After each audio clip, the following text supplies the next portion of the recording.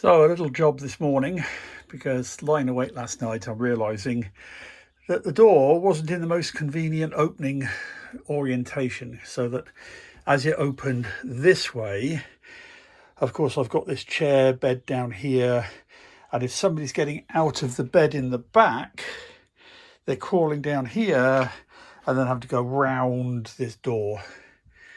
Now I know why I did it that way, and that's because this is actually just a bath door. It's not a proper shower door. But as you can see down the bottom here, I've now got a gap which I'm going to have to fill. But that's okay. I think we can do that with a piece of PVC. And yeah, I think that's better now, because that door now opens that way, giving us proper access from the bedroom, or sort of from the bed, into the toilet. So I think that's a more convenient way of doing it. So yeah, so I've just readjusted that. Magnetic strips are on their way from Temu. So that's the A and the B, and they should be here next week. And I'll just finish off the shower piece then, so that's the door shutting. Yeah, and then just need to do some silicone sealing around inside it. I did get those strips, these little corner strips here, which are really nice, but for some reason they do not want to stick onto this PVC paneling. So we're going back to the silicone for that, do some silicone joints all the way around. So anyway, that's the shower pretty much on track now. So yeah, just crack on, get a few more jobs done. It's going to be a hot day, going to be 18 today, 21 tomorrow, so take advantage of it. So yeah, we'll get a few more jobs done. Right, be back shortly. So before I start reassembling everything inside, I decided I ought to take a look at the windows. And I've been growing my own farm by the looks of it. This stuff is completely gone, so I need to go and have a look for some more felt inserts for it. But we'll clean all this up anyway. It looks pretty horrible in there before everything else goes back together. So that's my next job. Clean, clean, clean.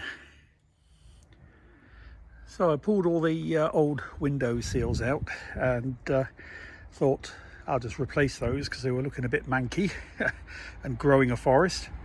And then found out that you can't actually get these anymore. And the new alternative was 132 euros for 10 meters. So the answer is no.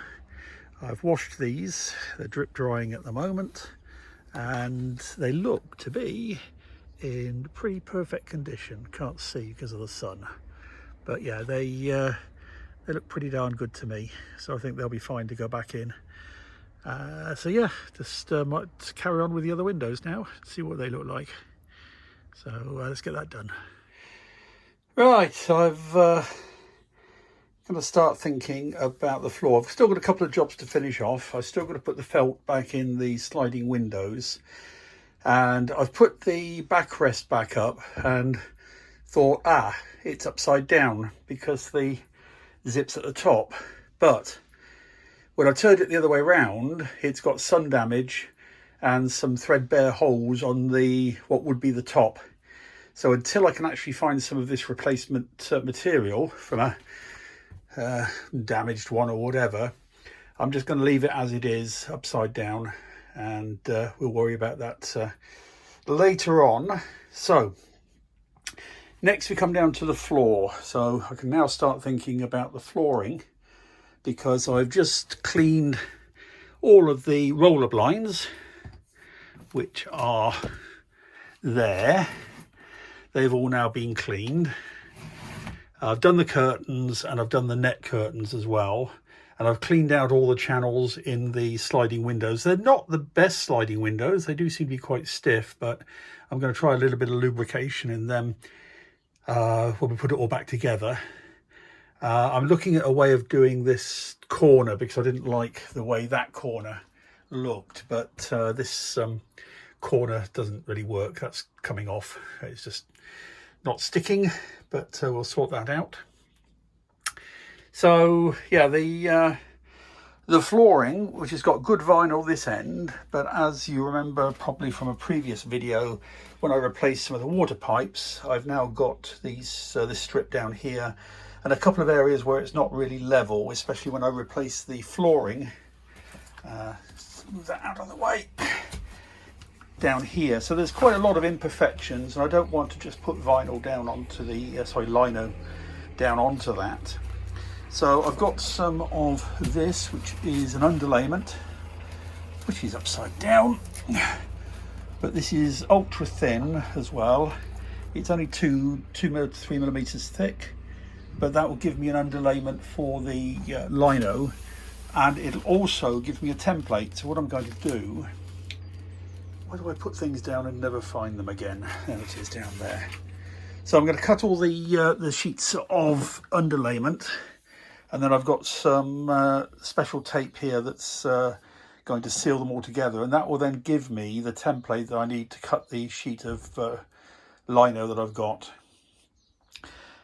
which will help. So today's job is to get that down, get that all cut and trimmed, and see what it looks like.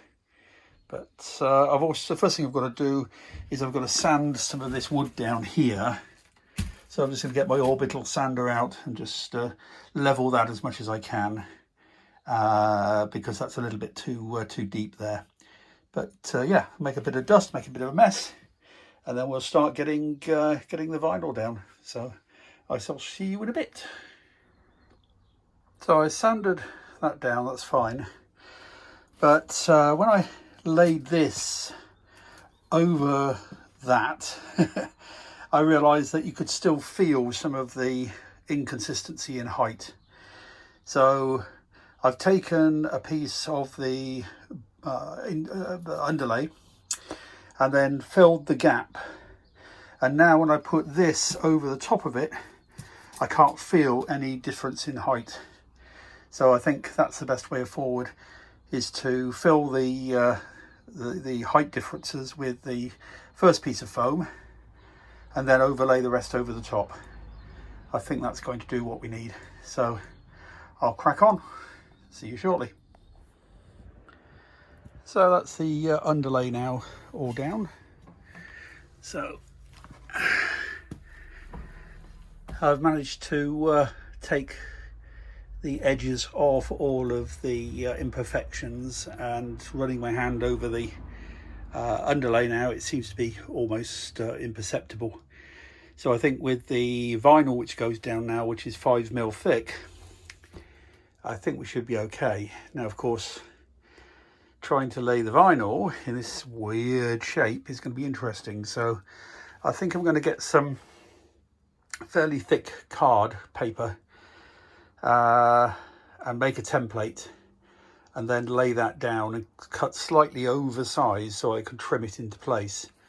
But I don't see any other way of manhandling a huge great roll of lino, and I wanted to do that so that it was completely waterproof, rather than laying tiles and things like that, because this is the shower unit, so the chances are there's going to be water on the floor at various points. And I've had experience of clipped together tiles in the past, and they're not always very waterproof. So you've got to be very careful about which ones you choose, otherwise they end up expanding on the edges and lifting. So yeah, next job's going to be get some cartridge paper and start making a template for the floor, and then we can cut the vinyl and lay that down. But that will be for the next episode. So any comments, let me know below if you think I'm doing it the right way or the wrong way. Happy to listen to anybody's advice, because I don't really know what I'm doing. I'm making what I hope is intelligent guesses, but knowing my experience, maybe not. But next time around we should be able to start installing the speakers for the doors, so I can get the cab area finished off. I think the speakers are in Germany at the moment, on their way. They came by land, unfortunately.